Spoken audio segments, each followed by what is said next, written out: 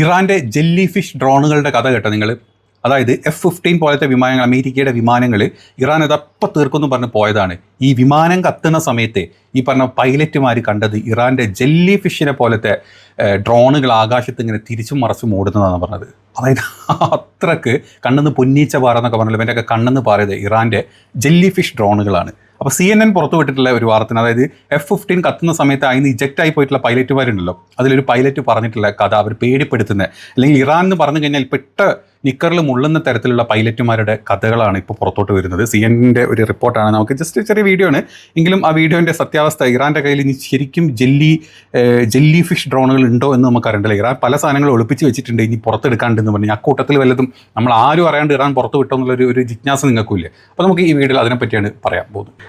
അതായത് ഈ CNN-ൻ്റെ ഈ ഒരു വാർത്തയിൽ വന്നിട്ടുള്ള ഹെഡിങ് ഇങ്ങനെ കേട്ടോ: USS യുദ്ധവിമാനം തകരുന്നതിന് തൊട്ട് മുമ്പ് ഇറാനിയൻ ജെല്ലി ഫിഷ് ഡ്രോണുകൾ കണ്ടതായിട്ടാണ് പൈലറ്റിൻ്റെ പ്രസ്താവന വന്നിട്ടുള്ളത്.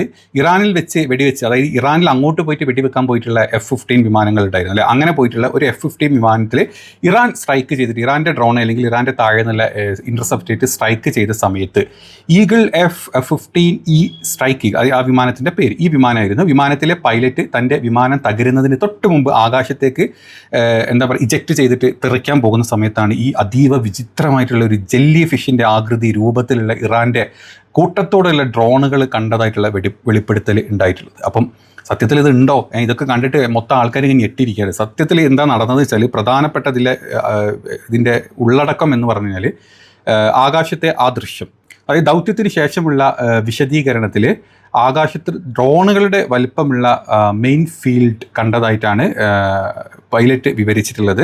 ഒട്ടനവധി ഡ്രോണുകൾ പരസ്പരം ബന്ധിപ്പിച്ച് ഒരൊറ്റ യൂണിറ്റ് ആയിട്ടാണ് ഇത് പ്രവർത്തിക്കുന്നത്. അതായത് ഇറാൻ വിടുന്ന സമയത്ത് എപ്പോഴെങ്കിലും ഒന്നോ രണ്ടോ അല്ല, കൂട്ടത്തോടെ ഒറ്റയിറക്ക് ഡ്രോണുകൾ ഒരുമിച്ച് വിടുന്ന ഒരു സംവിധാനമാണ് ഇറാനുള്ളത്. അതിൻ്റെ മുൻഭാഗത്ത് വലിയ ഡ്രോണുകളും അവയ്ക്ക് താഴെ ജെല്ലി ഫിഷിൻ്റെ കാലുകൾ പോലെ തൂങ്ങിക്കിടക്കുന്ന ചെറിയ ഡ്രോണുകളും അടങ്ങിയതായിട്ടുള്ള ഒരു വലിയ ജെല്ലി ഫിഷ് രൂപമാണ്. ഈ കാഴ്ച യഥാർത്ഥ ഏലിയൻ ദൃശ്യം, അതായത് റിയൽ ഏലിയൻ ദൃശ്യം എന്നാണ് ഈ ഉദ്യോഗസ്ഥൻ വിശേഷിപ്പിക്കുന്നത്. അത് കാണുമ്പം, അതായത് ഏറ്റവും ഫ്രണ്ടിൽ ഏറ്റവും വലിയ ഒരു ഡ്രോൺ ഉണ്ടാവും, വലിയ ഡ്രോണോ മിസൈലോ ഉണ്ടാവും. അതിൻ്റെ താഴത്ത് ഇങ്ങനെ കുനുകുനായിട്ട് ഇങ്ങനെ കൊല തൂക്കിയിട്ട പോലെ ജെല്ലി ഫിഷിൻ്റെ കാല് പോലെ ചെറിയ ഡ്രോണുകൾ മൊത്തത്തിലുണ്ടാവും. ഇതിങ്ങനെ പോണേ കാണുമ്പോൾ തന്നെ ഞെട്ടിപ്പോകുന്ന രീതിയാണെന്നാണ് ഈ പൈലറ്റ് വിശേഷിപ്പിച്ചിട്ടുള്ളത്. ഇറാനിയൻ സേനയ്ക്കെതിരെയുള്ള US നേതൃത്വത്തിലെ സൈനിക നീക്കം, അതായത് ഓപ്പറേഷൻ എപ്പിക് ഫ്യൂരിയുടെ ഭാഗമായിട്ട് April 3 ഈ സംഭവം നടന്നിട്ടായിട്ട് പറയുന്നത്. അതായത് ഡ്യൂൺ 44 എന്ന കോൾ നൈസിൽ 494 ഫൈറ്റർ സ്ക്വാഡാണ് ഈ സമയത്ത് പറന്നുകൊണ്ടിരിക്കുന്നത്. പൈലറ്റ് അദ്ദേഹത്തിൻ്റെ വെപ്പൺ സിസ്റ്റം ഓഫീസറും അതുപോലെ WSO വിമാനത്തിൽ നിന്ന് വിജയകരമായിട്ട് ഇജക്റ്റ് ചെയ്ത് രക്ഷപ്പെട്ടു. ഓക്കെ, അദ്ദേഹത്തിൻ്റെ കൂടെ ഉണ്ടായിട്ടുള്ള മറ്റ് ഒരു പൈലറ്റ് ഉണ്ടായിരുന്നു. രണ്ടുപേരും വിജയകരമായിട്ട് അതിൽ നിന്ന് ഇജക്റ്റ് ചെയ്ത് രക്ഷപ്പെട്ടിട്ടുണ്ട്. പിന്നീട് ഇറാൻ്റെ സെഗ്രോസ് പർവ്വത നിരയിൽ നിന്നും US സ്പെഷ്യൽ ഫോഴ്സ് ആണ് ഇവരെ രക്ഷപ്പെടുത്തി. നമുക്കറിയാം, അന്ന് ഫ്ലൈറ്റ് അവിടെ തകർന്ന് വീണതും 2 പൈലറ്റുമാർ അവിടെ കുടുങ്ങിയതും പിന്നെ US അങ്ങോട്ട് പോയിട്ട് എവിടെ നിന്നൊക്കെ ഏതോ മല നിരയിൽ നിന്നൊക്കെ രക്ഷപ്പെടുത്തിയതായിട്ടുള്ള റിപ്പോർട്ടുകളൊക്കെ അന്ന് വന്നിട്ടുണ്ട്. അങ്ങനെ രക്ഷപ്പെട്ടിട്ടുള്ള ഒരു പൈലറ്റാണ് ഈ സംഭവം വിവരിച്ചുകൊണ്ടിരിക്കുന്നത്.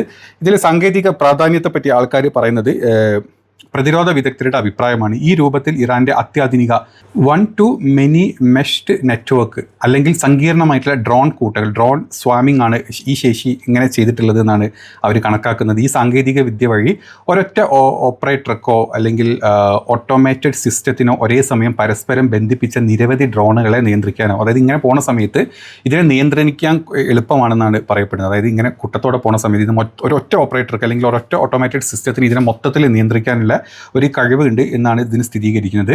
റഷ്യയുടെയോ ചൈനയുടെയോ സഹായത്തോടെ ഇറാൻ്റെ UAV സാങ്കേതിക വിദ്യ കൈവരിച്ച മുന്നേറ്റമായിട്ടാണ് ഇതിനെ സൂചിപ്പിക്കുന്നത്. അതായത് റഷ്യയുടെയും ചൈനയുടെയും ഒരുമിച്ചുള്ള സഹകരണം മൂലമാണ് ഇറാൻ ഇത്തരത്തിലുള്ള സാങ്കേതിക വിദ്യകൾ രൂപകൽപ്പന ചെയ്യാൻ പറ്റിയത് എന്നാണ് പല വിദഗ്ധരും പറയുന്നത്. ഇനി F-15 വിമാനം തകർന്ന് തോളിൽ നിന്നും തൊടുക്കാവുന്ന മിസൈൽ, അത് ഷോൾഡറിൻ്റെ മുകളിൽ വെച്ചിട്ടുള്ളത്, അതായത് ഷോൾഡർ ഫയർഡ് മിസൈൽസ് ആണ് ഏറ്റവും കൂടുതൽ ഇറാൻ യൂസ് ചെയ്തിട്ടുള്ളത്. ഈ F-15 പോലത്തെ വലിയ വലിയ കോടിക്കണക്കിന് രൂപയുടെ വിമാനങ്ങൾ തകർക്കാൻ ഈ ലക്ഷങ്ങൾ മാത്രം വില വരുന്ന സിസ്റ്റം വെച്ചിട്ടാണ് ഇറാൻ യൂസ് ചെയ്തിട്ടുള്ളതെന്നാണ് പറയുന്നത്. അതായത് പ്രാഥമിക നിഗമനമെങ്കിൽ വിമാനം വീഴ്ത്തുന്നതിന് ഈ ഡ്രോൺ കൂട്ടത്തിന് എന്തെങ്കിലും പങ്കുണ്ടോ എന്ന ഈ ഒരു ഡ്രോൺ കൂട്ടത്തിന് വിമാനം തകർത്തതിന് എന്തോ പങ്കുണ്ടോ എന്നുള്ളതിനെ പറ്റി ഇതുവരെ ഡീറ്റെയിൽസ് അല്ലെങ്കിൽ ഒരു കൺഫർമേഷൻ ഒന്നും കിട്ടിയിട്ടില്ല.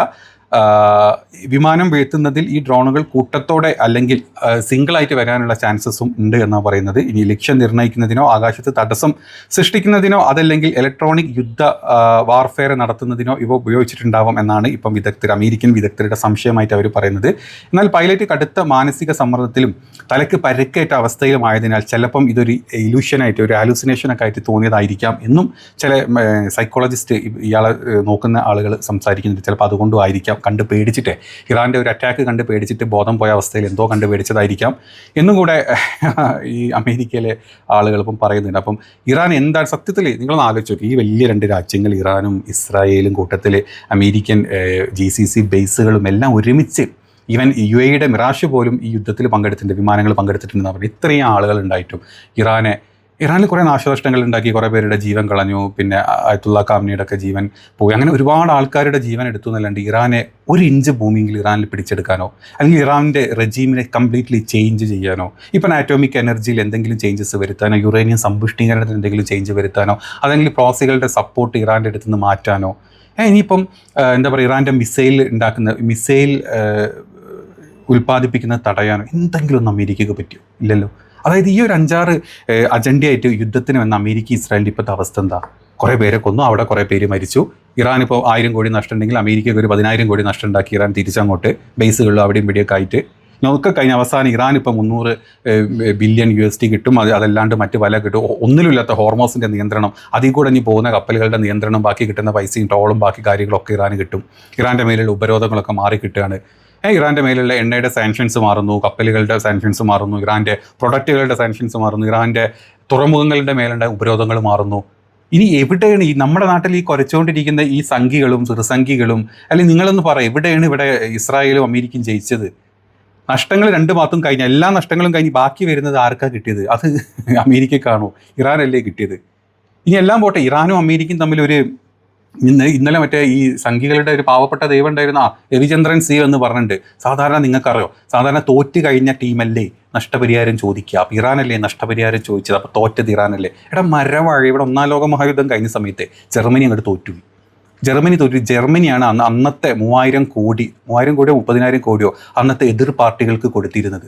അന്നത്തെ എന്താ പറയുക ഈ അന്നത്തെ അവസാന ഡീല് സൈൻ ചെയ്യുമ്പം ജർമ്മനി അങ്ങോട്ട് കൊടുത്തു. തോറ്റ ജർമ്മനി അങ്ങോട്ട് കൊടുത്തു. ജർമ്മനി ആയിട്ട് തുടങ്ങിയിട്ടുള്ളൊരു യുദ്ധം തോൽവി സമ്മതിച്ചു, അത് ഞങ്ങളായിട്ട് വിളിച്ച നഷ്ടപരിഹാരം ഞങ്ങൾ കൊടുക്കണം. അതാണ് ഇപ്പോൾ ഇറാൻ ചോദിച്ചുകൊണ്ടിരിക്കുന്നത് അമേരിക്കയുടെ സൈഡിൽ നിന്ന്, അല്ലെങ്കിൽ ബാക്കിയുള്ള രാജ്യങ്ങളുടെ സൈഡ് ഞങ്ങൾക്ക് കിട്ടണം, നിങ്ങളായിട്ട് ഞങ്ങൾ ആക്രമിച്ചിക്കുക. അപ്പോൾ ഞങ്ങൾ ജയിച്ചു കഴിഞ്ഞാൽ ഞങ്ങൾ പറയാൻ നിങ്ങൾ കേൾക്കുക, നിങ്ങൾ ഞങ്ങൾക്ക് ഇങ്ങോട്ട് തരുക പൈസ. ഇതാണ് ഇറാൻ പറഞ്ഞത്. ഇതുപോലും വിവരമില്ലാണ്ട് എന്തോ കിട്ടി പോയി എന്നും പറഞ്ഞ സംഖ്യയും കൃസംഖ്യയും, അല്ലെങ്കിൽ ഈ രാജ്യത്തെ ആൾക്കാർക്ക്, ലോകത്തെ ആൾക്കാർക്ക് മൊത്തം കാര്യമാണ് ഇപ്പോഴും പൊട്ടക്കൻ തവളകളായി ഇത് അറിയാത്തത് ഈ സംഖ്യകൾ തന്നെ. എന്തായാലും കഷ്ടം. ഏതായാലും ഇതാണ്. അപ്പം നമ്മൾ പറയാൻ വിട്ടുപോയത്, ഇനി ഇറാൻ ശരിക്കും അങ്ങനെ വല്ല ഡ്രോണുകൾ ഉണ്ടാക്കിയിട്ടുണ്ടോ, അതല്ല അതിൻ്റെ അപ്പുറത്ത് വല്ല തിമ്മിങ്കലം ഡ്രോണുകളൊക്കെ ഇറാൻ്റെ കയ്യിലുണ്ടോ എന്നുള്ളത് ഇനി യുദ്ധം മുന്നോട്ട് പോയി കഴിഞ്ഞാൽ ശരിക്കും അമേരിക്ക ഇസ്രായേലും പഠിക്കും. അതുകൊണ്ടാണ് ഇപ്പോൾ ഇത്രയും പെട്ടെന്ന് യുദ്ധം നിർത്തി, അല്ലെങ്കിൽ സുല്ല് പറഞ്ഞ് നമുക്ക് തൽക്കാലം കുറച്ചു കാലം ഒരു സുല്ലെടുക്കാമെന്നുള്ള രീതിയിൽ യുദ്ധം മുന്നോട്ട് പോകുന്നത്, അല്ലെങ്കിൽ അവിടെ സ്റ്റോപ്പ് ചെയ്തിട്ടുള്ളത്. അപ്പോൾ വീഡിയോ ഇഷ്ടപ്പെട്ടെങ്കിൽ നിങ്ങൾ സപ്പോർട്ട് ചെയ്യുക. അടുത്തൊരു വീഡിയോയിൽ കാണാം. ബൈ.